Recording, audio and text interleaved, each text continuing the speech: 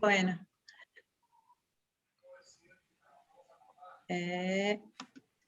Bueno, buenas noches a todos, ¿cómo están? Bueno, ha llegado la última participación de nosotros en este curso de SARIP, así que bueno, muchas gracias Martín por la invitación y por permitirnos mostrar un poquitito lo que hacemos desde la red de olfato y bueno, empezar a trabajar con ustedes también es un gusto y bueno, así que estamos, nuestros mails, nuestros teléfonos ya los tienen, así que lo que necesiten a disposición. Esta noche vamos a dar la charla que quedó pendiente de la doctora Cruz de la semana pasada, y también lo que vamos a hacer es compartir la segunda parte, sobre entrenamiento olfativo, que nos mandó la doctora Jimena Ricati, que si bien es una grabación, está destinada para ustedes. Ella no puede estar presente por la diferencia horaria que tenemos con Italia. Así que bueno, André, somos todo oídos para escucharte. Bueno, comparto pantalla.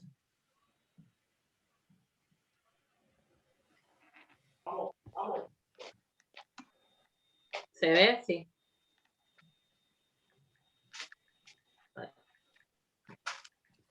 Sí, sí, se ve, André. Bueno.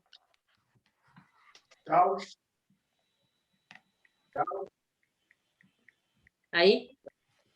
Bueno, yo lo que voy a dar es lo último, digamos, que estuvimos investigando. Bueno, ustedes ya saben que nosotros estamos abocados casi 100% a este tema de los trastornos del olfato post-COVID, y todos los días se va conociendo algo nuevo, las cosas van cambiando, es muy móvil el tema del coronavirus. Y bueno, lo último que encontré, porque vamos haciendo todo el grupo análisis de publicaciones en las diferentes revistas científicas y todo eso, algo que me llamó la atención, que es con respecto al receptor AC2, que es el receptor por el cual el virus entra dentro de la célula humana. Vamos a hacer un resumen rapidito para un refresh, digamos, de lo que era el coronavirus, de lo que ya sabemos. ¿Qué es el coronavirus? Bueno, esta imagen que ustedes ven acá seguramente la habrán visto 1000 veces en un montón de publicaciones, está en todos los sitios de internet. Es una fotografía molecular o de biología molecular del SARS-CoV-2. Espera, me voy a minimizar porque si no me veo y se me cuesta más.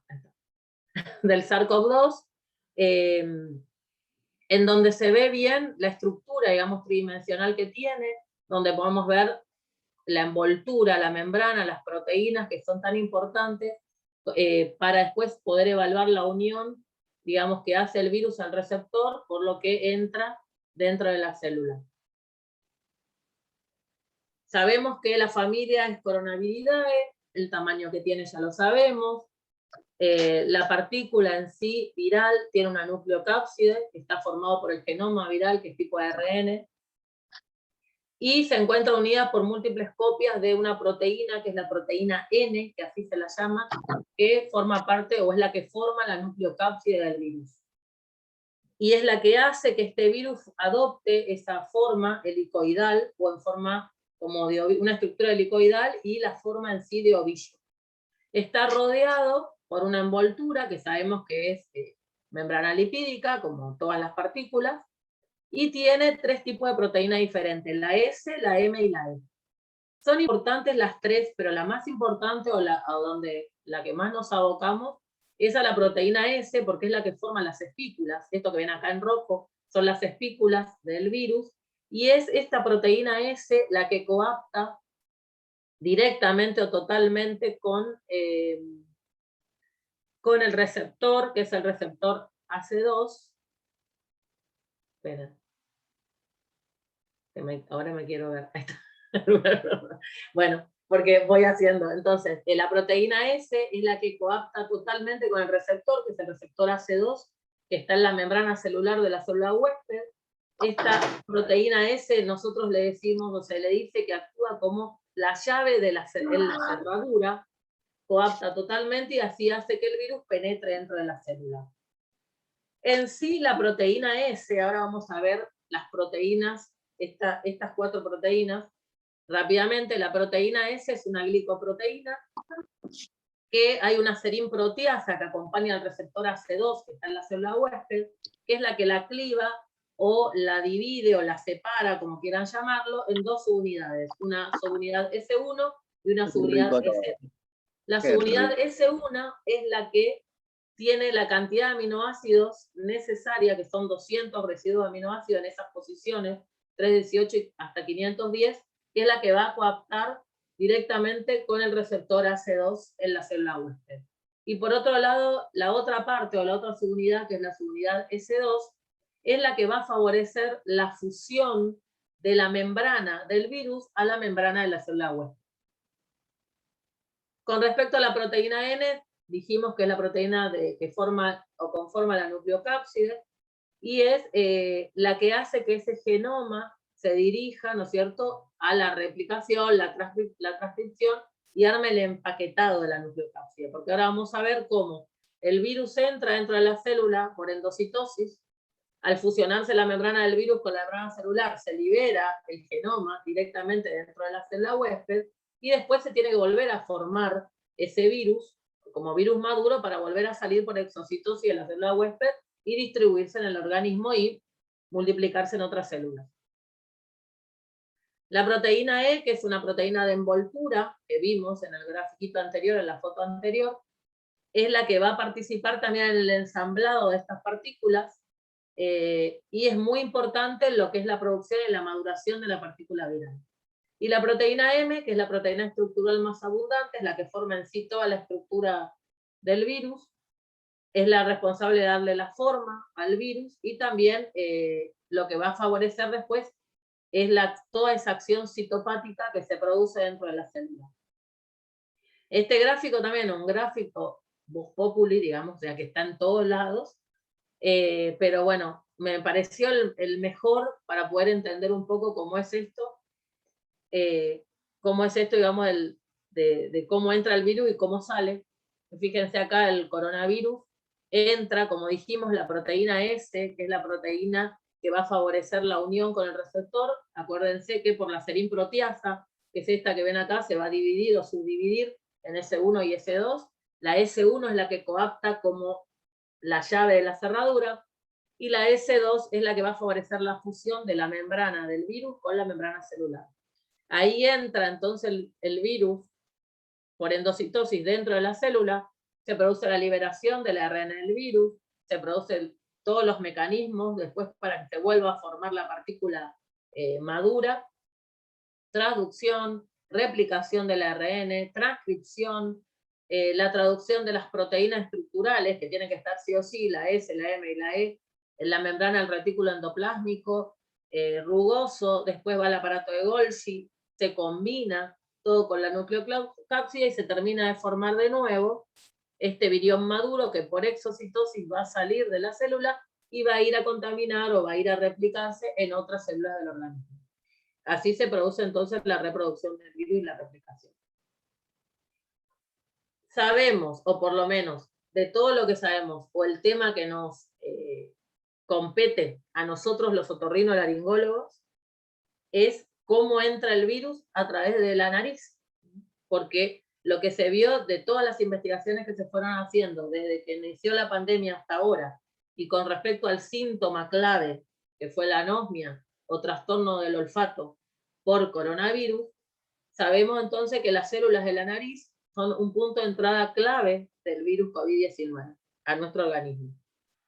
Científicos de la Johns Hopkins Medicine de Estados Unidos lo que evidenciaron fue que este gancho, que es el receptor AC2, que es utilizado, el gancho de la célula, digamos, que es utilizado por el SARS-CoV-2 para entrar dentro de la célula huésped, es 700 veces más frecuente en las células de soporte olfativo que en el resto del organismo. Por eso, que lo que es tráquea, lo que es pulmón, está 700 veces más presente ahí, en las células del soporte olfativo. principalmente en las células basales y las sustentaculares. Por eso es un punto clave de entrada del virus en lo que es la mucosa olfativa. Por lo tanto, se van a producir una alteración en sí. Ahora vamos a ver los mecanismos, ¿no es cierto? Pero uno de los mecanismos es el proceso inflamatorio que se genera dentro en lo que es la mucosa olfatoria. Otro de los mecanismos es un bloqueo de los receptores de los odorantes, porque las mismas células sustentaculares y basales son las que también favorecen a que se unan los odorantes con el receptor odorífero y transmitan ese mensaje o transmitan ese impulso químico que se transforma de químico en nervioso al sistema nervioso central para que nosotros podamos oler.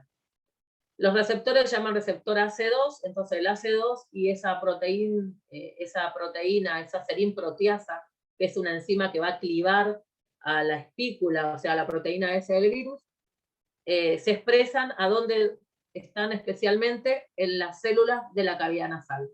También las podemos encontrar en los neumonocitos tipo 2, que son los que están en los alvéolos, las células pulmonares, y también en los enterocitos son responsables de la absorción de nutrientes.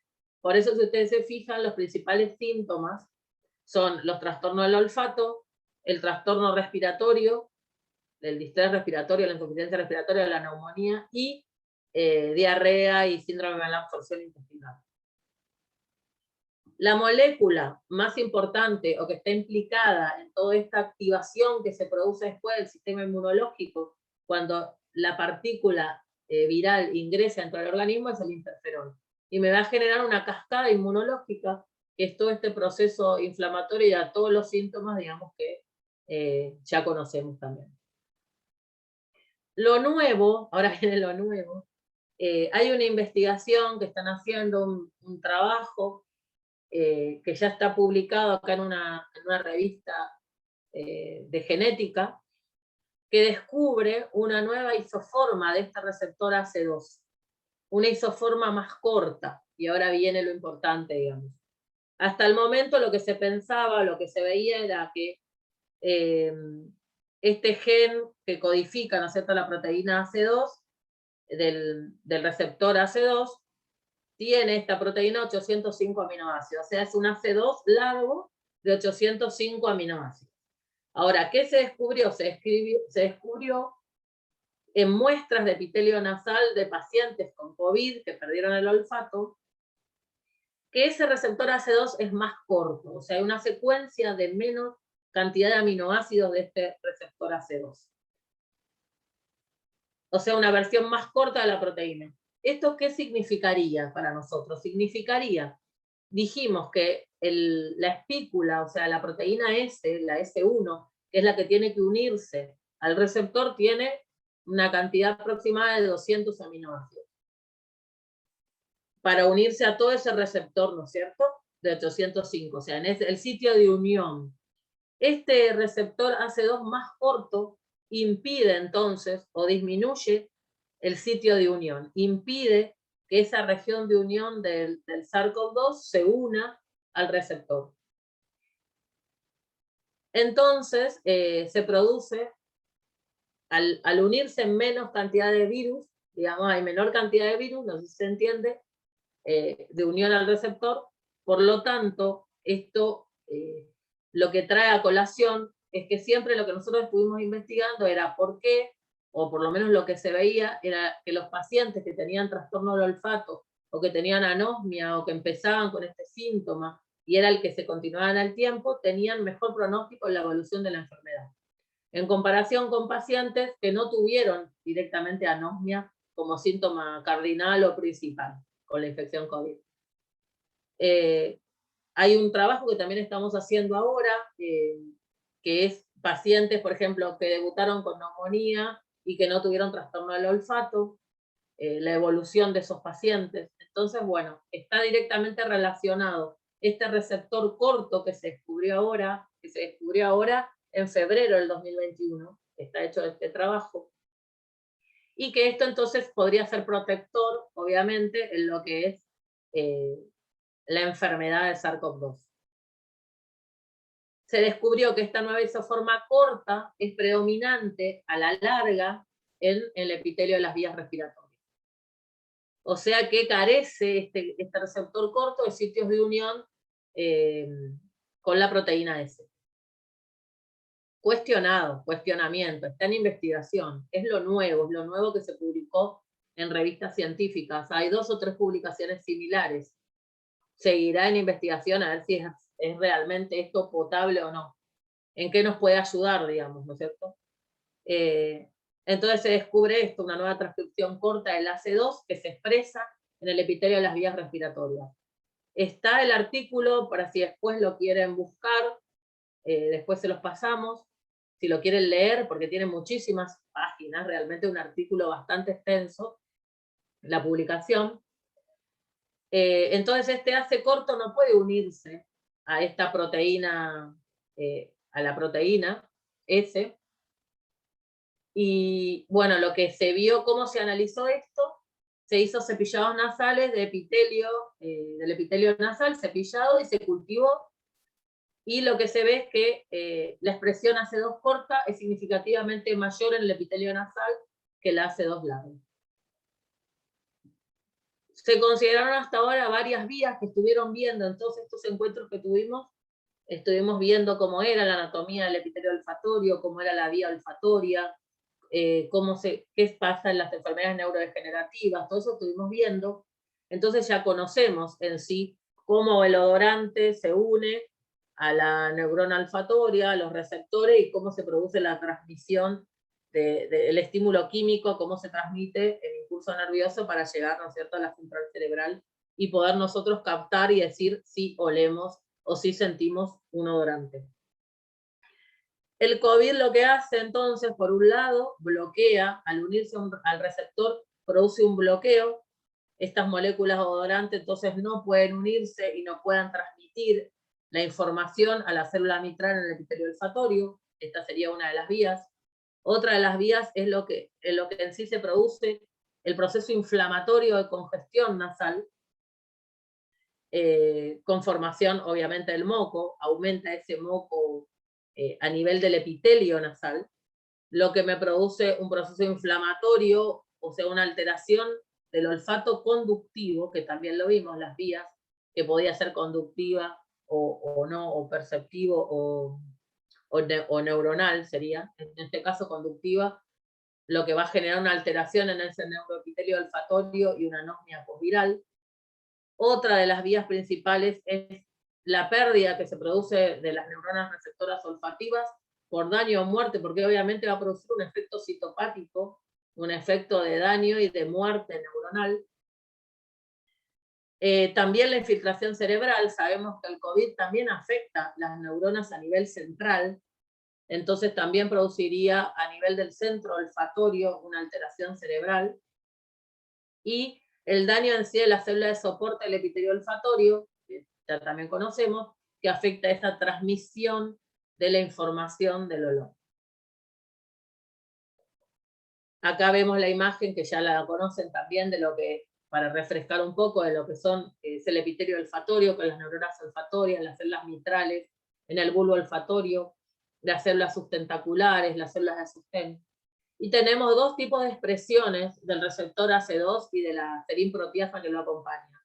Una expresión neuronal, que lo que haría, que lo vimos en las neurodegenerativas, facilitaría, digamos, esa infección cerebral a través del transporte axonal desde la mucosa olfatoria, a lo largo del nervio olfatorio. Y una expresión no neuronal, que podría ser que en el epitelio ese olfatorio de la cavidad nasal se utilice como reservorio viral. Acá tienen una imagen donde se ve cómo esa proteína S se une al receptor AC2 como la llave en la cerradura que tanto hablamos. Acá está la estructura molecular en sí del receptor y de la proteína. Y sabemos que esas células sustentaculares participan en lo que es la endocitosis, lo vimos también al principio, en la primera clase, de los odorantes. Los endocitan a ese complejo odorante proteico y realiza, obviamente, una vez entrado el odorante, toda la transmisión, el cambio químico y la transmisión a estímulo nervioso. Entonces, hay una evolución en lo que se llama temporal, digamos, de estos eventos celulares que pueden provocarse cuando se produce la pérdida del olfato y la recuperación. Y entre esos podemos hacer 8 días o 10 días, digamos. El día 0 de la infección, donde se va a producir la muerte de la célula sustentacular. El día 1 y 2, donde los cilios de las neuronas receptoras olfatorias se desintegran, estos olores, los odorantes no se mezclan, entonces empieza el trastorno del olfato. Entre el 3 y el 7 se regeneran las células madres de nuevo, acordémonos que el epitelio se regeneraba. En el día 8 las células sustentaculares apoyan ese crecimiento de los cilios, y entre el 9 y el 10 los odorantes se vuelven a unir a los cilios y el sentido del olfato se recupera. O sea, lo que nosotros estamos viendo es que los pacientes post-COVID recuperan espontáneamente en un alto porcentaje el olfato entre el 10º día y el día 14, ¿no es cierto? Más o menos, post-COVID. Ahora, hay algunos pacientes, que lo habrán visto en la clase, en la charla anterior que yo no estuve, que pasa el día 14 y no recuperan, pasa el día 30 y no recuperan, pasa el día 90 y no recuperan. Entonces, es ahí donde hay que actuar con el entrenamiento olfatorio. Y la importancia en sí del entrenamiento olfatorio en estos pacientes que no lo recuperan al olfato en forma espontánea. Por eso es importante saber, los trabajos que estamos haciendo ahora o que estamos investigando es más ya apuntando a cuándo recuperaron el olfato los pacientes post-COVID, o sea, en qué etapa, si fueron a los 7 días, los 10 días, los 15, los 20, después del mes, o si siguen con el trastorno del olfato, y si utilizaron como método de recuperación del olfato el entrenamiento olfatorio, en qué momento lo utilizaron, y qué respuesta les dio el entrenamiento en lo que es la recuperación del sentido. Con el gusto que hacemos, porque el gusto también sabemos que va de la mano con el olfato y que también se pierde o se altera con este tema del COVID. O hay ageusia o hay digeusia, o sea, hay pacientes que te dicen que sienten gusto metálico, que ya no sienten el mismo gusto a la comida, que no pueden comer porque no, el gusto de la carne no lo sienten, que le tienen que poner más condimento, más sal, más picante a las comidas, porque si no, no lo pueden comer. Entonces también, ¿qué pasa sobre el gusto? O sea, ¿por qué se altera el gusto? Ya lo vimos también, que el 80% del gusto depende en parte, ¿no es cierto?, del olfato, y que el tema este va de la mano. Si se perdió el olfato, también tendrían que haber perdido el gusto, o parcialmente, o algo tiene que haber pasado con el gusto. Los receptores AC2 también están, o también se expresan ampliamente en las células epiteliales de la mucosa oral, faríngea, lengua y glándulas salivales. Entonces, también este virus utiliza este receptor AC2 en el epitelio gustativo como puerta de entrada celular. Por eso no solamente la nariz, sino por la boca. Y no solamente entonces actuaría produciendo el mismo mecanismo, ¿no es cierto?, que a nivel nasal, pero a nivel orofaringio, la lengua, las papilas gustativas, sino que además también altera la microbiota oral y genera una inmunosupresión local ahí en la boca. Por eso hay muchos pacientes post-COVID que vienen a la consulta, por lo menos me pasó a mí, y lo he visto también en otras publicaciones, con candidiasis, por ejemplo, orofacial, u otras infecciones oportunistas.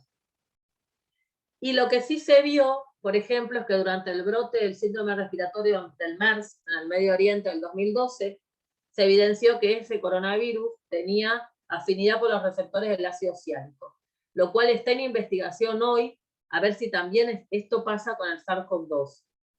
Acordémonos que el ácido ciálico es un componente fundamental de la mucina de la saliva, y actúa protegiendo a las glucoproteínas que transmiten las moléculas gustativas dentro de los poros gustativos durante la digestión. Por eso sentimos los sabores, los diferentes sabores. Y lo que haría el SARS-CoV-2, así se vio con el MERS, ¿no es cierto? Y lo que se está en estudio ahora, está en investigación, es que el SARS-CoV-2 podría ocupar también estos sitios de unión del ácido ciálico de las papilas gustativas, produciendo también entonces las alteraciones de la percepción del gusto. Todo lo que estamos viendo ahora. El virus puede tener la capacidad de infectar entonces no solo las células receptoras del gusto, sino también lo mismo que pasa en el epitelio nasal, también la información, o sea, alterar a nivel craneal, a nivel central, la información gustativa. Entonces, las papilas gustativas de la lengua identifican los sabores, las terminaciones nerviosas de la nariz, los olores. Ambas señales se transmiten al cerebro en forma conjunta, eso lo vimos. Se integra a nivel central y nosotros podemos reconocer y apreciar así los olores y los sabores. Todo esto en investigación, hay diferentes trabajos, están publicándose, así que bueno, queda a la investigación y a la pregunta, hay más preguntas que respuestas, a las preguntas de cada uno. Para cerrar, quiero decir esto, que nos pasó a nosotros, digamos, por eso nos agrupamos, por eso nos nucleamos y formamos AROAS, que es que cuando crees que conoces todas las respuestas, llega el universo, como decía Ana, y te cambia todas las preguntas. Y bueno, muchas preguntas, pocas respuestas. ¿Cuál es la tuya? No sé. Y bueno, nosotros somos, la mayoría somos docentes, también los que estamos en el grupo, y creo que nuestro rol como docentes es también estimular a los alumnos a que investiguen, a que se hagan preguntas, que sobre las respuestas que hay se pregunten más todavía. Y creo que eso es lo que estamos haciendo ahora. Terminé. Bueno, Ya me voy. gracias. Gracias, André. Espero que, bueno, que cuando ustedes creyeron que ya tenían todas las respuestas para decir sobre el olfato, los volvimos a llenar de preguntas. Y así es como nosotros, ahora de golpe, con estos receptores de los AC2 de cadena larga y cadena corta, nos volvimos a generar nuevos interrogantes. Consulta, sabiendo esto por la parte ocular, ¿no sería la vía de contagio? En el ojo también hay receptores AC2. Por eso es que usar la protección ocular, sí, que se habla. Claro, lo que sí se vio en la mucosa nasal y se vio también en los pacientes, que esto no lo dije, pero en los pacientes con asma bronquial, esa variación o esa isoforma del receptor corto AC2. No en el ojo, por ahora.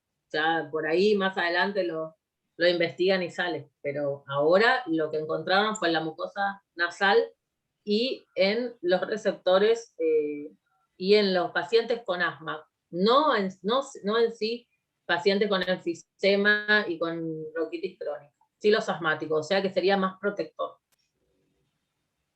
Un papel protector cumpliría. Está bien, perfecto.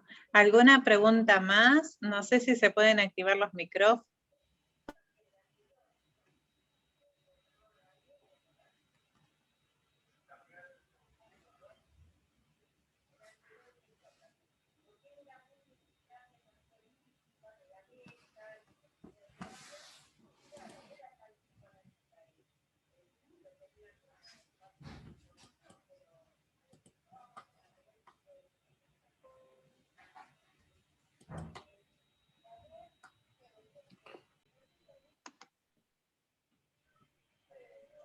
Ahí se puede ver.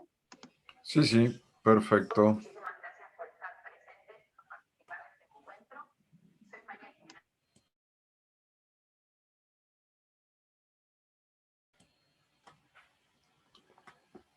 Ay.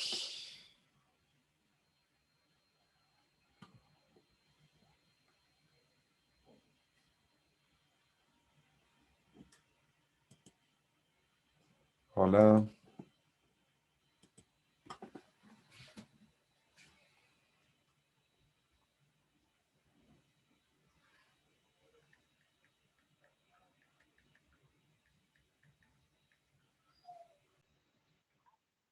Que es una plataforma orientada a lo que es educación, capacitación y consultoría en el área de sensorialidad y multisensorialidad. Hoy voy a hablar de neurodegeneración y entrenamiento olfatorio. Muchísimas gracias por estar presentes y por participar de este encuentro. Soy María Jimena Ricati, médica y doctora en neurociencia de la Universidad de Buenos Aires, investigadora de la Universidad de Verona, miembro de la Asociación Red Olfato de Argentina y Smell Training y directora de Sensory Trip en Italia, que es una plataforma orientada a lo que es educación, capacitación y consultoría en el área de sensorialidad y multisensorialidad. Hoy voy a hablar de neurodegeneración y entrenamiento olfatorio, algo que está estrechamente relacionado no solamente por la presencia de enfermedades neurodegenerativas, sino también por todas las alteraciones que surgen como consecuencia de la enfermedad por COVID-19. Y finalmente me gustaría agradecer muy especialmente a la doctora Ana Cofré por hacer posible este encuentro y por convocarme para hablar sobre este tema. Para los que no me conocen, les voy a contar un poco mi trayectoria y cómo es que llegué a interesarme por todos estos temas. En el año 1999 empecé a trabajar en el área de investigación básica cuando todavía era estudiante en la Facultad de Medicina de la Universidad de Buenos Aires. Y básicamente me aboqué a estudiar los mecanismos de neurogénesis y neuroplasticidad en el sistema visual. El sistema visual es un sistema que permite estudiar este tipo de mecanismos de una manera muy versátil y digamos que es uno de los sistemas sensoriales que más nos permiten abordar este tipo de temáticas e indagar en distintos aspectos a nivel molecular y a nivel celular. En el año 2004 me aboqué un poco más a la parte de neurodegeneración y esto vinculado con pacientes que tenían trastornos como por ejemplo enfermedad de Parkinson, y gran parte de esto lo aprendí de la mano del doctor Oscar Gerjanik en el Hospital Francés de la Ciudad de Buenos Aires. Después en el año 2006 empecé mi tesis de doctorado nuevamente trabajando en sistemas visuales en el área de neurogénesis y neuroplasticidad para entender más profundamente estos mecanismos. En el año 2013 vine a hacer mi postdoctorado a Italia, donde vivo actualmente, y trabajé principalmente en otros sistemas sensoriales, en el sistema olfativo y en el sistema gustativo, tanto a nivel de investigación básica como de investigación clínica, y en el año 2015 estuve trabajando en el Hospital de Verona, en el servicio de neurología, donde nuevamente retomé el contacto con los pacientes que tenían enfermedad de Parkinson, pero principalmente enfocada a estudiar cómo era su deterioro a nivel quimiosensorial, es decir, de los sentidos químicos como el olfato y el gusto. Después, en el año 2016, fundé Sensory Trip como para, digamos, proporcionar herramientas tanto a otros profesionales de la salud como al público general que pueden aplicar conceptos de la experiencia sensorial a la vida cotidiana o a la clínica. Cuando hablamos de quimiosensorialidad, nos referimos a los sentidos químicos, esto es, sentidos como el olfato y el gusto, donde necesitamos que haya una interacción directa entre un ligando y un receptor para que las neuronas que son encargadas de percibir las distintas sensaciones puedan descargar su potencial de acción.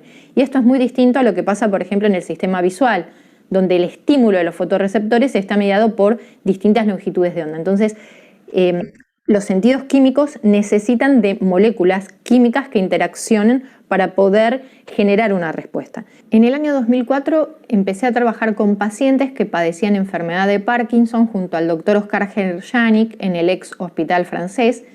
Y básicamente hay dos poblaciones o dos grandes poblaciones de pacientes que se presentan. Uno es el paciente de inicio temprano, es un paciente joven que tiene una sintomatología bastante definida y estos pacientes generalmente son pacientes cuya causa es genética. Por otro lado, tenemos una población de pacientes donde la sintomatología aparece luego de los 45, 50 años, son los pacientes que llamamos de inicio tardío, y en general estos pacientes son pacientes que presentan una enfermedad de Parkinson de etiología desconocida. Hay algunos pacientes que pueden presentar por causa postraumática, en el caso, por ejemplo, de los boxeadores, como fue muy famoso el caso de Mohamed Ali. Pero también hoy en día hay muchas hipótesis sobre la presentación tardía que pueden incluso estar relacionadas con la microbiota intestinal, y esto abre una gran puerta a algo que anteriormente ni siquiera era una hipótesis, ya que de hecho una de las hipótesis del Parkinson tardío es un vector viral que ingresa a través del epitelio olfatorio. pero hoy por hoy sabemos que hay otras chances de que esto ocurra a través de la microbiota intestinal, a través de la producción local de proteínas anómalas que por transporte axonal retrógrado llegan al sistema nervioso central y afectan el funcionamiento neuronal, sobre todo a nivel de la sustancia nigra. Una de las manifestaciones más tempranas de la enfermedad de Parkinson es la alteración de los sentidos químicos. Muchas veces los pacientes lo que refieren es una depresión o una pérdida del olfato. A veces es imposible distinguir cuál causa qué cosa, si la pérdida del olfato causa la depresión o cómo es la situación, ¿no? Si el paciente está deprimido porque perdió el olfato o porque perdió el olfato se deprime.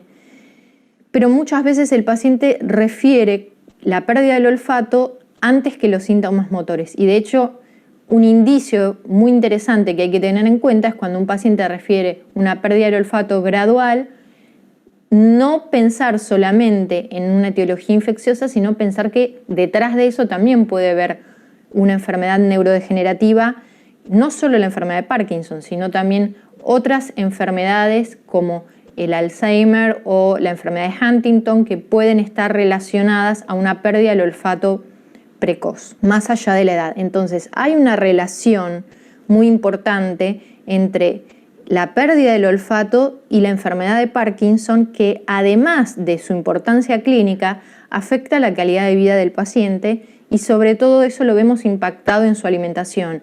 Y si es un paciente de edad avanzada, eso puede generar grandes complicaciones, incluso complicaciones que van más allá del aspecto neurológico que presenta el paciente. Como parte de mi formación postdoctoral en el Servicio de Neurología del Hospital Mayor de Verona, en Italia, hicimos un estudio para evaluar a largo plazo qué pasa con la función quimiosensorial en pacientes que presentan enfermedad de Parkinson. Porque en general, siempre de estos pacientes tenemos información en relación al olfato, pero no sabemos qué pasa con el gusto, la interrelación de estos sentidos. Entonces, lo que hicimos en este estudio fue evaluar prospectivamente la función olfativa y gustativa en pacientes que tenían enfermedad de Parkinson de inicio tardío, o sea, pacientes que no tienen enfermedad de Parkinson por causa genética y que ya tienen un deterioro declarado o evidente de la función quimiosensorial. Entonces, para este estudio, una población de pacientes se estudió en cuanto a su, digamos, performance olfativa y gustativa en un periodo de tiempo y luego de 5 años aproximadamente, volvimos a estudiar a estos pacientes para ver qué es lo que había pasado en cuanto a su performance olfativa y gustativa. Y lo que vimos es que estos pacientes presentan un importante deterioro en la función olfativa a lo largo del tiempo, pero a nivel de la función gustativa, esos cambios no son tan evidentes. Después les voy a explicar un poquito más al detalle. Ahora bien, ¿cómo estudiamos y cómo evaluamos a estos pacientes? Lo que hicimos con estos pacientes en una primera consulta fue evaluar su performance olfativa. Esto lo hicimos a través de unos test que son alemanes, que son test validados y muy conocidos internacionalmente. Y estos test nos permiten evaluar distintos aspectos de la función olfativa, que es lo que llamamos TDI score, que básicamente es la capacidad que el paciente tiene de detectar umbrales de distintos aromas, identificar esos aromas y diferenciar esos aromas. Este kit es un kit que tiene 16 aromas distintos que culturalmente pertenecen o son identificables al país al cual se hace el test. Entonces al paciente se le presenta esto que parece un marcador. Cada marcador tiene un aroma en particular. En vez de tinta, estos marcadores tienen como aceites esenciales muy concentrados y duran mucho tiempo. Entonces al paciente se le presenta este estímulo y el paciente tiene 4 opciones para elegir. Es un test de opción forzada. Y en general los pacientes huelen primero la fragancia y no contestan hasta que no ven las 4 opciones.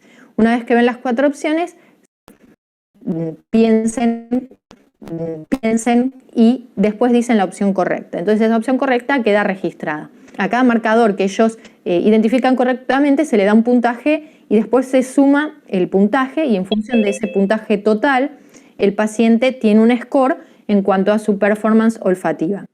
En segundo lugar, se evalúa la función gustativa, y esta evaluación se hace a través de dos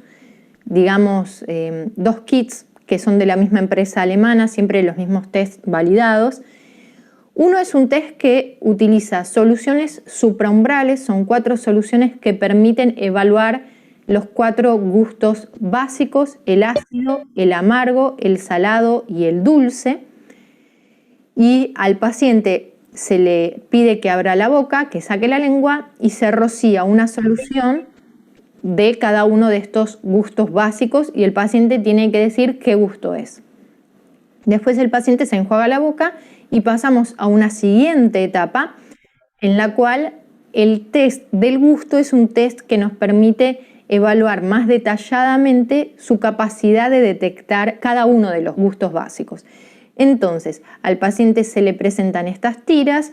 Estas tiras están embebidas en concentraciones crecientes de un mismo soluto, que puede ser, en el caso del azúcar, la sacarosa, o en el caso del azar, el cloruro de sodio. Y primero se le presenta el estímulo de menor concentración al de mayor concentración, y se establece una línea de corte a partir de la cual el paciente percibe ese gusto en particular. Y sabemos de esta manera cómo el paciente está catalogado, digamos, dentro de lo que es su performance gustativa, a través de estos dos kits. Y obviamente en este caso también asignamos un puntaje y un score, y podemos catalogar al paciente si tiene normogeusia o si tiene algún tipo de ageusia, ¿sí?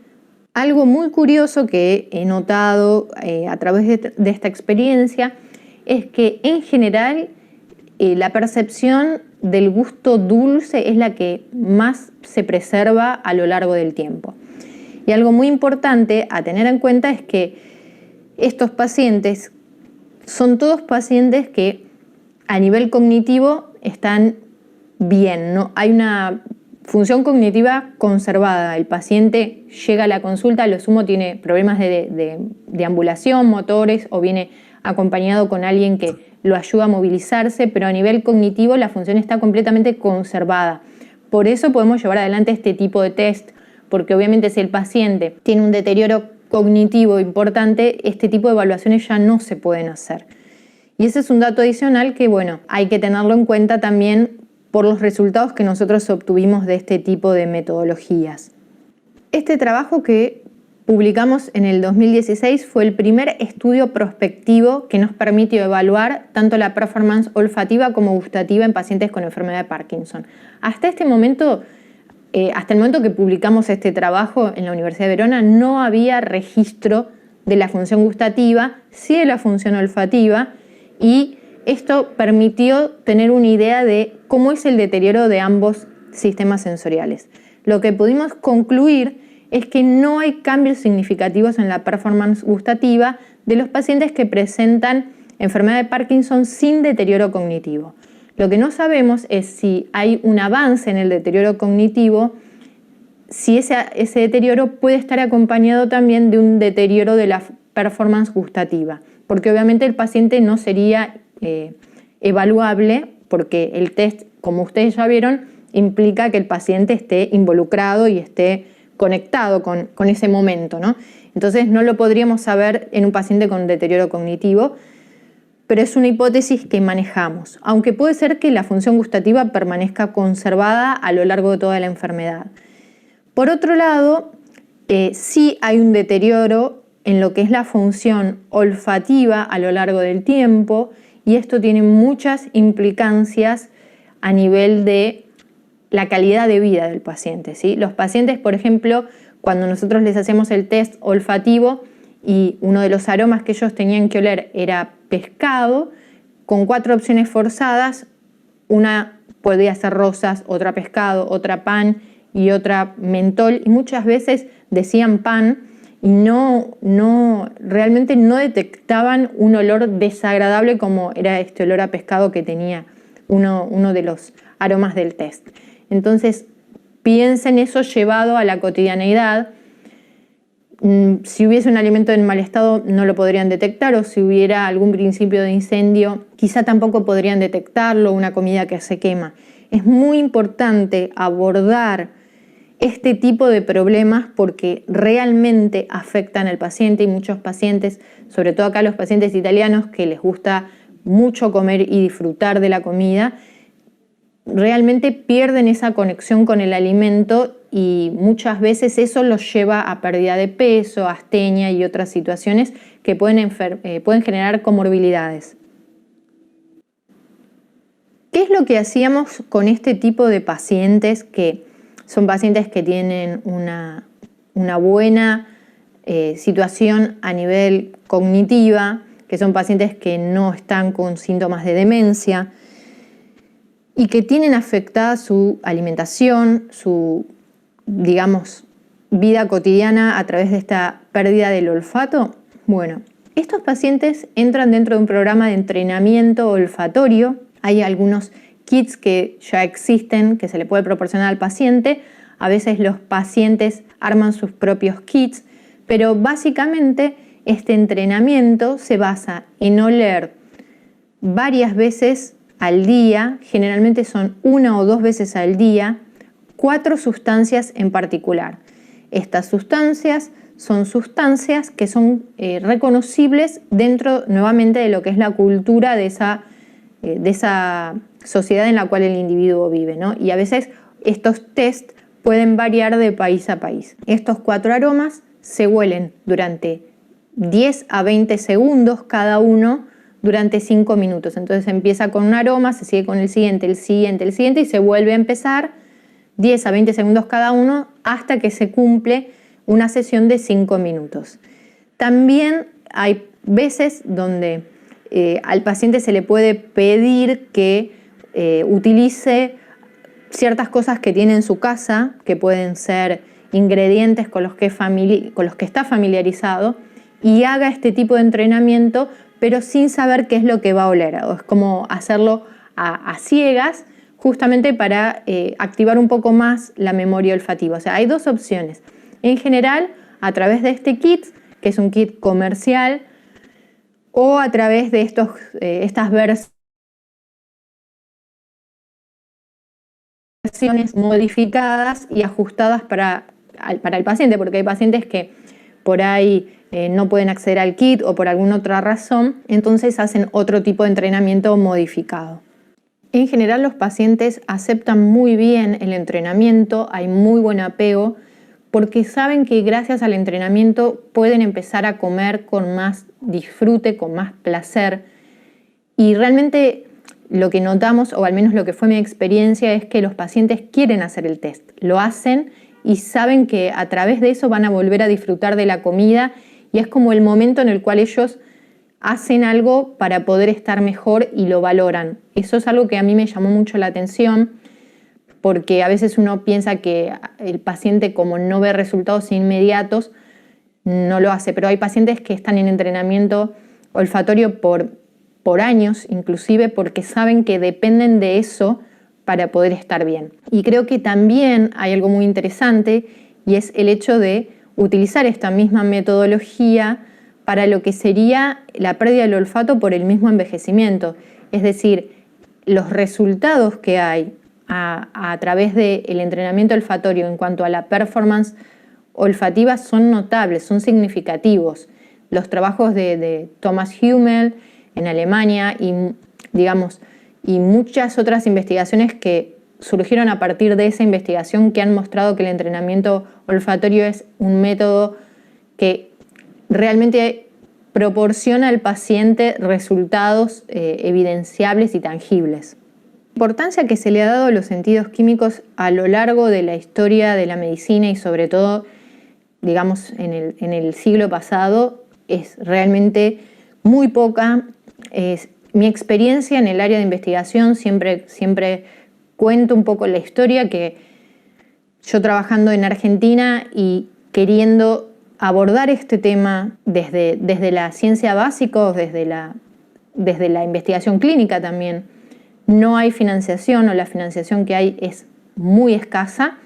Inclusive puedo decir que hará 10 años a nivel internacional de colaboraciones bilaterales entre, por ejemplo, Argentina y Alemania con investigadores de referencia en el tema, es muy poca la chance de ganar financiación para hacer investigación en este tipo de temas. Y me parece que eso hoy por hoy, gracias un poco a la pandemia que estamos viviendo, va a cambiar y se le va a dar nuevamente importancia a los sentidos químicos. Y eso lo podemos ver a través de una simple búsqueda en PubMed. Si nosotros ponemos anosmia o ageusia, vamos a ver que hay muy pocas publicaciones en relación a esos temas, y si hay publicaciones son recientes, son a raíz de la pandemia del 2020, cuando empezaron a aparecer pacientes con alteraciones de la función quimiosensorial como consecuencia de la infección por COVID-19. Pero antes de este periodo era muy poco lo que se publicaba en el tema. En lo que es el ámbito académico, en la Facultad de Medicina, lo que se aprende sobre sistema olfativo y gustativo es prácticamente nulo, y lo poco que se da es totalmente desactualizado. Entonces también tenemos que pensar que el médico en sí, un médico ya formado, no cuenta con las herramientas necesarias para poder darle la importancia que tiene este tema, salvo los que obviamente por una cuestión de especialidad médica llegan a entender la importancia que tiene. Pero creo que gracias en parte a la pandemia, no solo los médicos, sino las personas también se están dando cuenta de las implicancias que tiene vivir sin olfato en la vida cotidiana, cómo eso afecta el estado de ánimo, cómo eso afecta nuestra rutina cotidiana, la forma en la que nos alimentamos, cuánto disfrutamos de cosas simples que hacemos todos los días y de aromas que están presentes en el ambiente y que nos dan señales de alerta o que nos dan señales de bienestar también. Entonces creo que estamos viviendo un cambio de paradigma en lo que es la valoración de los sentidos químicos, y en otros aspectos esta valoración quizá está creciendo mucho más rápido que lo que sería el aspecto clínico o terapéutico. Por ejemplo, desde el lado comercial o el lado del marketing o el lado de, digamos, lo que sería el marketing sensorial, que es algo que hoy está emergiendo. El olfato se utiliza hace un montón de años como estrategia para captar consumidores, y eso es algo que se sabe, o sea, la información está disponible, pero quizás se utiliza con otros fines que no son los fines terapéuticos. A lo largo de mi experiencia en el área de la neurociencia y todos los años que me dediqué a estudiar distintos aspectos de las funciones neuronales, hay algo que me llamó mucho la atención, y es el concepto de multisensorialidad. Hoy por hoy esto es algo que tampoco está muy difundido, excepto que uno se encuentre en un ámbito académico o en alguna sociedad en la cual sea un tema del cual se habla y un tema que sea importante, pero en general no se habla mucho de este tema. ¿Y qué es entonces la multisensorialidad? Cuando nosotros aprendemos cómo funcionan los distintos sistemas sensoriales, nuestros 5 sentidos, digamos como que cada sistema sensorial se estudia separadamente, y lo que se ha sabido acerca de cada uno es como si funcionaran individualmente y de manera autónoma. Pero en los últimos 20 años la neurociencia ha empezado a estudiar cómo estos sentidos en realidad están entrecruzados, cómo las funciones sensoriales no son funciones que están tan individualmente separadas, sino que hay una integración en cuanto a los estímulos sensoriales que hacen que el cerebro construya una experiencia. Y esto es algo muy vanguardista que recién ahora quizá se está aplicando a la medicina, que puede ser con fines terapéuticos, que es un poco lo que estamos viendo hoy, lo que vamos a ver hoy, pero que es algo bastante emergente y que sí tiene mucha aplicación y ya está aplicado en lo que es neuromarketing o marketing sensorial. Y les voy a dar algunos ejemplos porque creo que todos ustedes deben conocer estos caramelos y van a ver cómo nuestra realidad está, digamos, empapada de esta multisensorialidad, aunque no lo tenemos catalogado de esa manera. Por eso, en esta charla un poco yo lo que les voy a explicar es este concepto, el concepto de multisensorialidad, y cómo ya en realidad es un concepto que solo tenemos que identificar y tratar de conectarlos, pero ya está presente en nuestra vida cotidiana. Por ejemplo, estos son los famosos caramelos Ubus que todos hemos comido desde chicos y donde cada envoltorio tiene un color y, lógicamente, cuando somos chicos elegimos los caramelos también en función del color.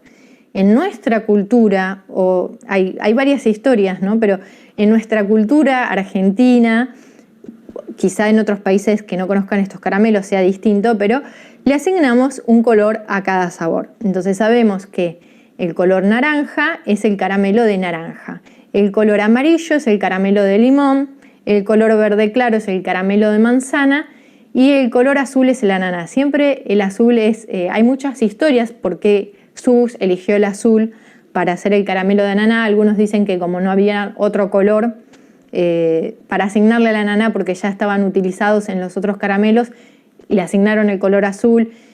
Y hay varias historias al respecto, pero nosotros aprendemos desde chicos a asociar un input visual, que sería el color, con un input quimiosensorial, que sería el sabor, ¿sí?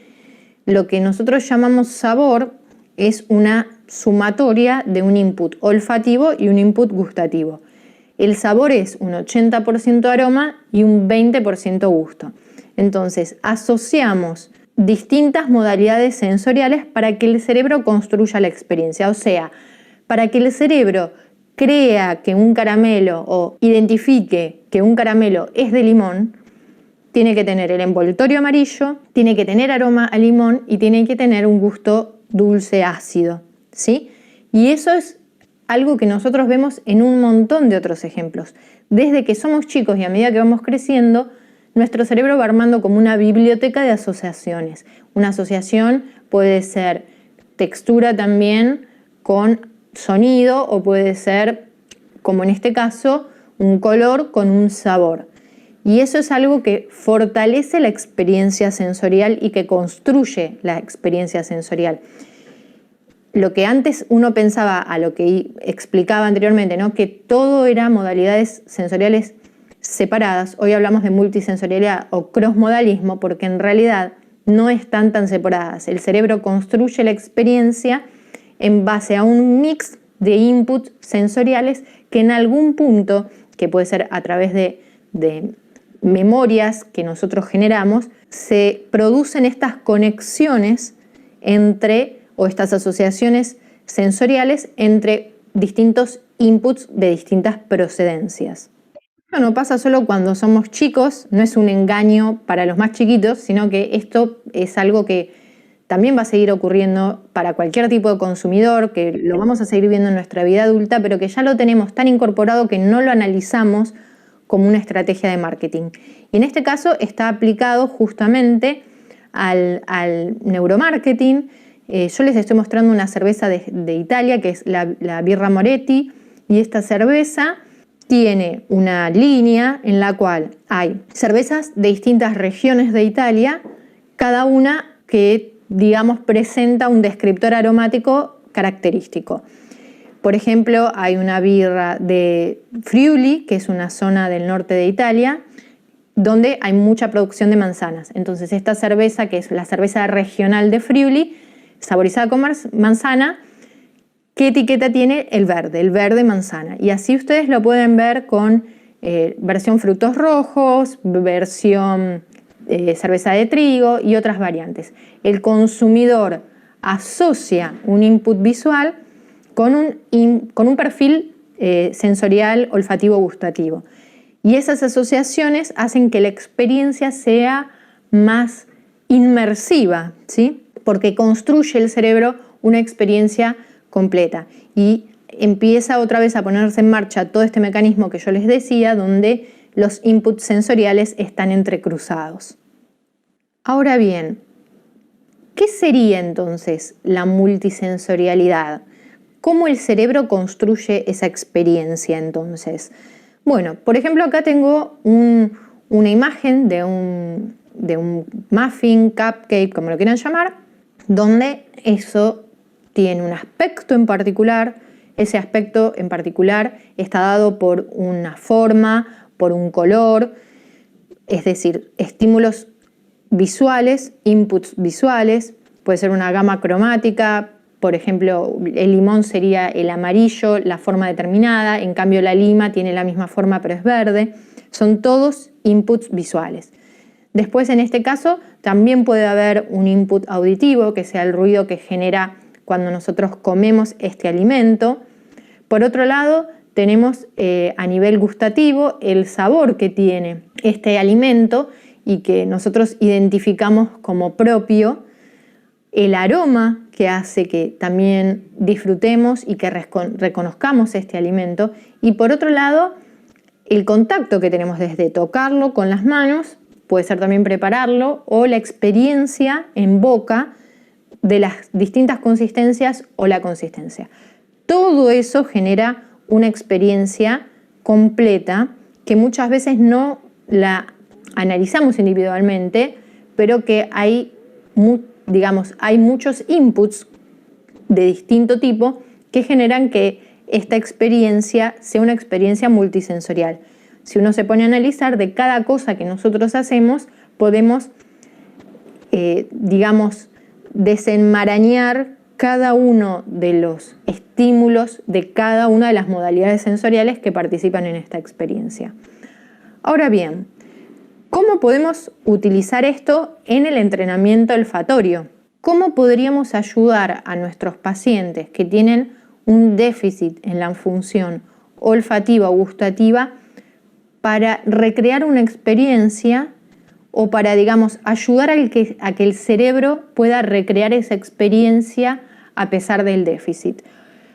Por un lado está la parte que nosotros podemos hacer de estimulación sensorial, que nos va a permitir que el paciente recupere o tenga, un mayor apego al tratamiento a través de ciertos estímulos que van a hacer que la experiencia sea más incluso lúdica, porque a veces lo que pasa es que el paciente obviamente se aburre. ¿Cómo podemos entonces recrear una experiencia o un tratamiento con un enfoque multisensorial? Por ejemplo, en el caso de los test olfativos que nosotros podamos proporcionarle al paciente para que pueda entrenar su olfato, lo que podemos hacer es utilizar estímulos visuales para reforzar ese input olfativo y sensorial que el paciente está percibiendo en ese momento. Entonces, una forma sería que si el paciente tiene que oler determinados aromas, esos aromas que el paciente huela estén acompañados de información visual que puedan reforzar ese input olfativo. Si el paciente tiene que oler menta, podemos hacerlo visualizar un color verde o incluso una imagen de la menta o un video de la menta. Lo mismo con otros aromas. Y eso hace que el cerebro reciba un estímulo más completo y que pueda utilizar ese recurso para incluso activar la memoria olfativa y que el paciente de esa manera recupere su función más rápidamente o tenga más apego al tratamiento, como decía antes.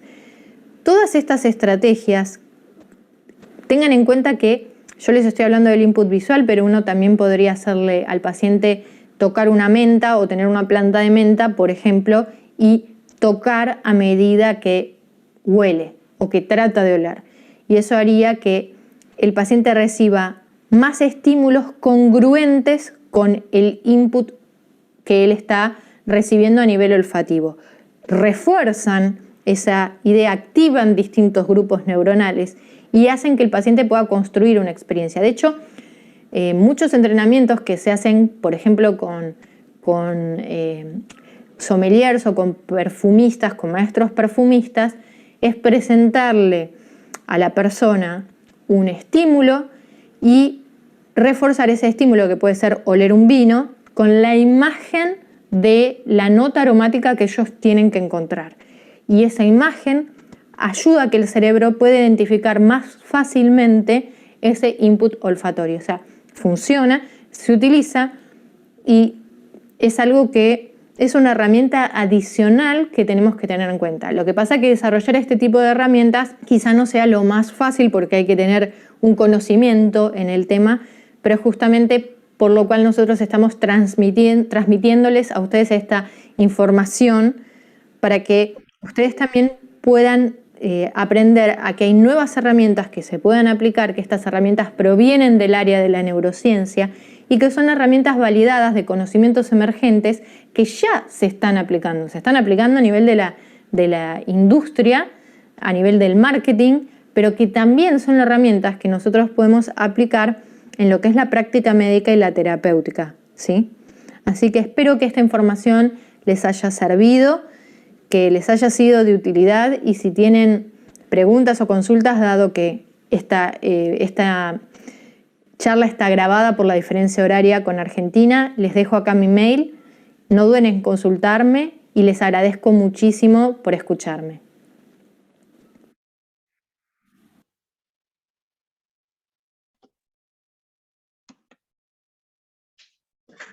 Bueno, acá pudieron apreciar cómo nos basamos en el entrenamiento olfativo, cómo lo trabajamos, cómo lo vamos elaborando con cada paciente. A diferencia de lo que hace Jimena en Italia, nosotros no tenemos esos sets de entrenamiento que ojalá algún día los pudiéramos tener. Entonces tratamos de guiar a nuestros pacientes a través del armado de sus kits caseros de entrenamiento y que asocien también el concepto de la multisensorialidad, es decir, que no solamente es cuestión de oler, oler y oler, sino hacer la asociación entre vista, colores, memoria y también sonidos y todo lo que es. Y ahí construimos otra vez nuestro globo y nuestros recuerdos de la memoria olfativa. ¿Preguntas?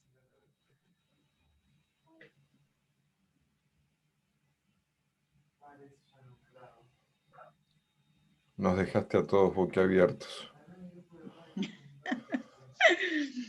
Así que por eso, como decíamos hoy junto con Andrea, que cuando pensaron que ya tenían todas las respuestas para el olfato, los volvimos a llenar de preguntas. Esa era una gran frase de Mafalda. Cuando me aprendí las preguntas, cuando aprendí las respuestas, me cambiaron las preguntas. Exactamente. Cristina, prende el micrófono. Sí, quería hacer una consulta, si es posible, no sé si hay experiencia. ¿Hay algún tipo de relación entre cuáles son los aromas o los olores que se usan para las personas y cuál es su significado emocional? O sea, porque mi idea sería que cuanto más relación emocional tenga ese olor con la historia de esa persona, puede ser que se disparen desde otros lugares, como nos pasa con la audición, recuerdos o significantes que hacen que ese olor vuelva con más facilidad. Eso se puede, digamos, como equiparar el olfato con lo que nosotros a veces nos pasa con la audición. Sí, eso nosotros como trabajamos por lo menos lo hacemos muy artesanal y tratando de siempre buscar recuerdos simples y olores simples que el paciente tenga en su casa. Y lo que utilizamos mucho es el olor, yo por lo menos en mi caso particular, después no sé si Leo o Andrea o Mariano quieren compartir sus experiencias. En mi caso particular yo utilizo mucho lo que es el quemado, el olor a quemado.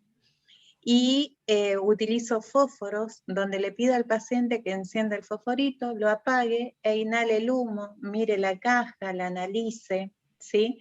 Se ponga un dibujo. Por ejemplo, yo ahora te voy a compartir de una charla que vamos a dar en el día de mañana, sobre más o menos para que puedas ver, para que me salga un chiquitito de la pantalla, para que puedas ver cómo más o menos estamos trabajando lo que es el entrenamiento olfativo acá, cómo lo pudimos hacer en la Argentina. Ahí comparto mi pantalla, perdón por la demora, pero esta parte creo que es importante compartirla. ¿Se puede ver ahí mi pantalla? Sí. Bien. Como verán, mucho tratamiento soy para el entrenamiento olfativo en el mundo. Espero que ahora que se termine de cargar. Hay muchos tratamientos validados, ¿sí?, que se han probado: acupuntura, ácido alfa-lipoico, antibióticos, carbaperina, presión de aire positiva, corticosteroides, amplificación del sabor, cirugía nasal, psicoterapia, vitamina A, nuestro entrenamiento olfativo, que es lo que estamos usando nosotros, asociado con medicación, citrato de sodio, rasagalina, cirugía, teofilina, estimulación magnética transcraneal, vitamina B12, vitamina D, sulfato de zinc y vitamina E. Esto es todo lo que hoy en día se está haciendo. Lo que tiene hasta ahora consenso y que tiene un índice de aceptación 1A, 1B, es el entrenamiento olfativo multisensorial a través del estímulo y los olores. Entonces ahí tenemos que tener en cuenta, nosotros tenemos que hacer la diferenciación de lo que es sabor y de lo que es gusto. Sabor es la multimodalidad más compleja de los sentidos quimiosensoriales. Es la interacción del olfato, el gusto, más la parte somatosensorial.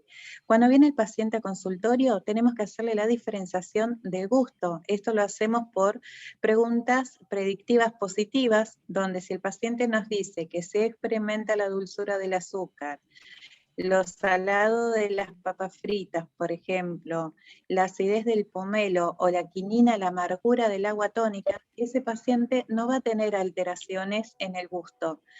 O sea que su problema va a estar relacionado a lo que es la alteración únicamente en el olfato. Este es el entrenamiento olfativo del cual yo analicé los casos que tuve en el consultorio de otorrino, en el servicio de otorrinolaringología, entre el 1 de julio y el 23 de diciembre del año pasado, donde evalué a 30 pacientes, los cuales fueron valorados de acuerdo a una escala de Likert entre 0 a 3 puntos, anósmicos, hipósmicos entre 4 a 7 puntos y normósmicos de 8 a 10 puntos.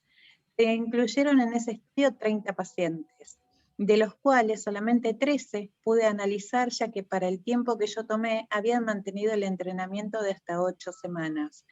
Haciendo el entrenamiento olfatorio más el ácido tióptico que utilizo yo, esos pacientes presentaron una tasa de recuperación a las 8 semanas, normósmicos, del 30,7%. Entonces, yo lo que utilizo es esta planillita de anotador diario de las experiencias de cada paciente, de cómo va siendo ese estímulo. Por ejemplo, esta paciente empezó el 26 de septiembre, que hice un recorte de pantalla, solamente con 2 estímulos a la mañana de café y vainilla, y a la noche de quemado y esencia de naranja, un aceite de naranja, ¿sí?, que bebe unas gotitas en un algodón y lo guarda en un recipiente de vidrio, por ejemplo un especiero, y una vez por semana va tirando eso y va poniendo otra vez el mismo aroma, es como que lo va renovando. Fíjense la valoración y la cantidad de odorante que está esta paciente al 1 de abril de este año, donde ya estoy dándole eucaliptus, que acá utilizo el Big Vaporú, el café, la lavanda, que es un odorante bastante común en la Argentina.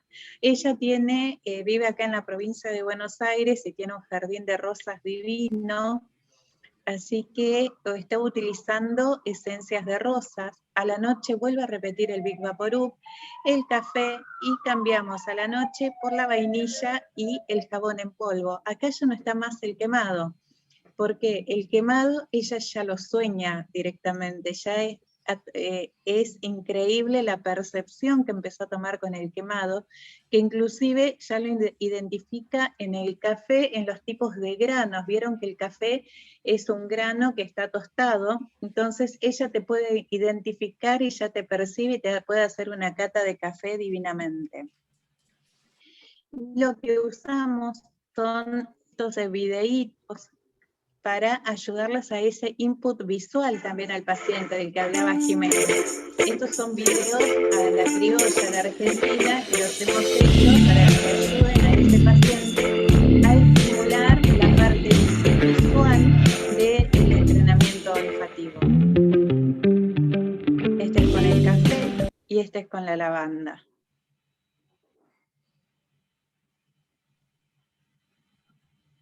Esto está todo hecho de forma artesanal por todos nosotros.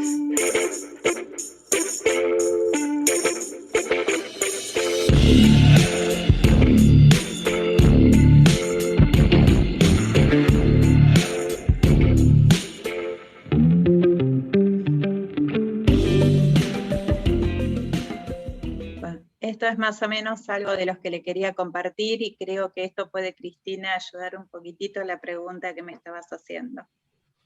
Muchas gracias, muchas gracias. Yo agregaría algo, en lo que es el aprendizaje. Cuando nosotros aprendemos una tarea nueva, si nos hicieran una resonancia magnética funcional, se iluminaría toda nuestra corteza. Y en la medida que vamos aprendiendo y vamos haciendo más diario el aprendizaje, y ese aprendizaje va sedimentándose, esa información va quedando en determinadas células cerebrales, no queda en toda la corteza. Entonces, cuando, por ejemplo, en el accidente cerebrovascular, ¿cómo es la neuroplasticidad? Esas neuronas que en algún momento tuvieron participación en el aprendizaje, lo reaprenden, vuelven a activarse. En parte sería esto que están planteando ustedes, desde las distintas vías, cómo estimular para despertar toda la vía olfatoria. También se utiliza eso en lo que es la rehabilitación neurológica para un movimiento general. Exacto, así es como dijo Andrea, la parte de la neurogénesis que se va regenerando y más o menos que ella explicó cómo se va haciendo todo el ciclo de la regeneración del neuroepitelio olfatorio.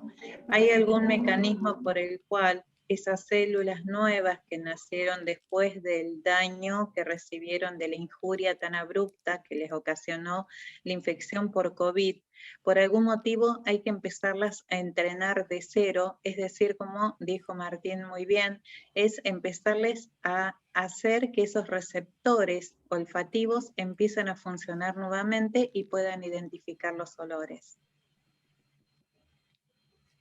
Sería la fisioterapia de la nariz. Todo ese estímulo, todo ese estímulo. Totalmente. Yo me refería también a que aparte del aprendizaje, cuando se hace con una carga de emoción, es como que es más efectivo también. Uno lo que aprendió junto a algo que le provocó una emoción, me parece que siempre va a quedar mucho más cerca que cuando se tuvo que aprender porque se tuvo que aprender, digamos. Por eso yo relacionaba un poco esto de qué aromas son más significativos para cada paciente de su vida personal, que algunos podrán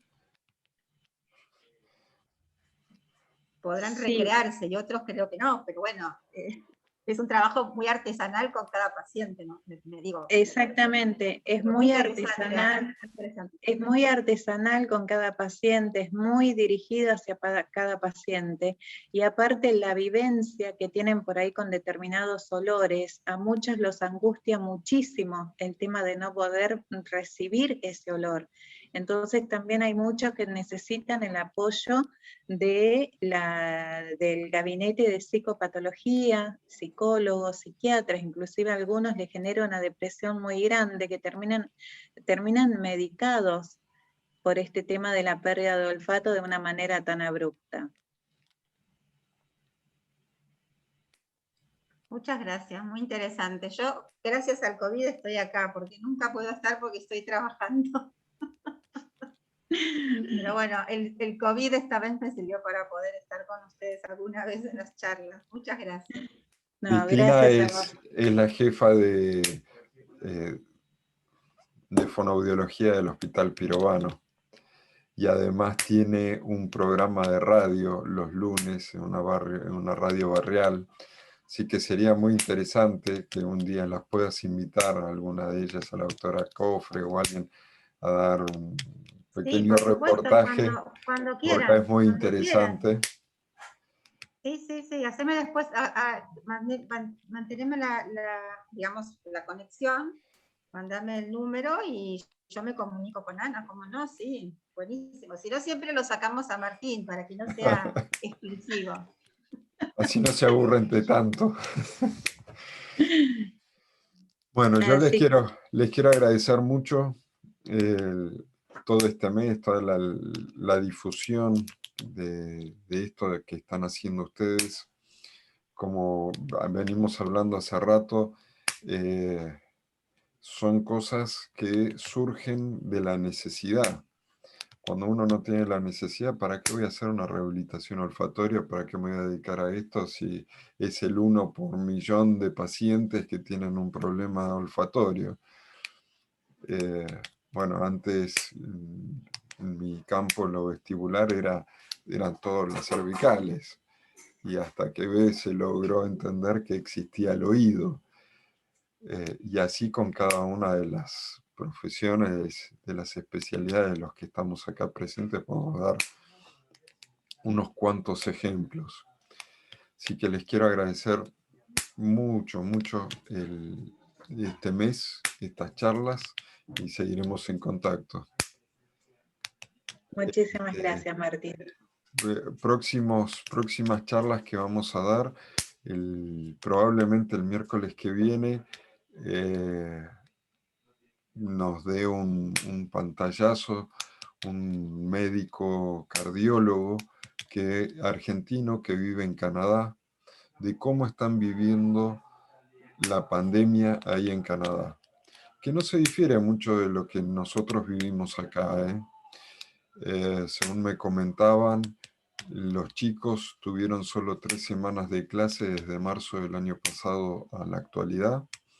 Recién en febrero empezaron a recibir vacunas, y esas vacunas alcanzaron para el 30% de la población, tienen restringido las salidas, así que no estamos tan mal como nosotros creemos. Así que bueno, lo invité a Leonardo Kristisevic a que nos diera un poco cómo se vive el COVID en Canadá. Y después voy a ver si consigo algún otro de otros países. Por ahí vos, Ana, me puedas ayudar con tus contactos en Europa, y podamos hacer un día así, un mix de lo que pasa en el mundo y el COVID. Sí, no, yo creo que no va a haber ningún problema. Y bueno, el tema de ellos es el horario. Podremos hacerlo grabado. Lo haremos grabado como hicimos con Jimena. O si no, será un sábado a la mañana que ellos puedan y nosotros también. Exacto. Sí, eso no habría ningún problema, calculo. Bueno, Así. ¿alguien quiere hacer alguna pregunta? ¿Quiere aprovechar estos últimos minutos?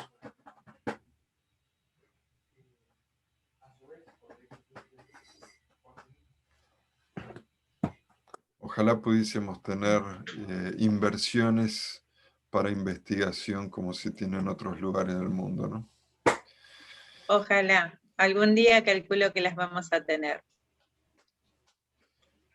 Así que bueno, Martín, Bueno. muchísimas gracias y nuestros contactos están abiertos para todo lo que necesiten y yo ahora te envío los contactos de la doctora Cruz, de la doctora Abdelnur, del doctor Mariano Boy, de Leo Gondú, que estuvieron participando durante todo este mes. Muchísimas gracias, Ana. No, por Un beso favor. a todos. Chaucito.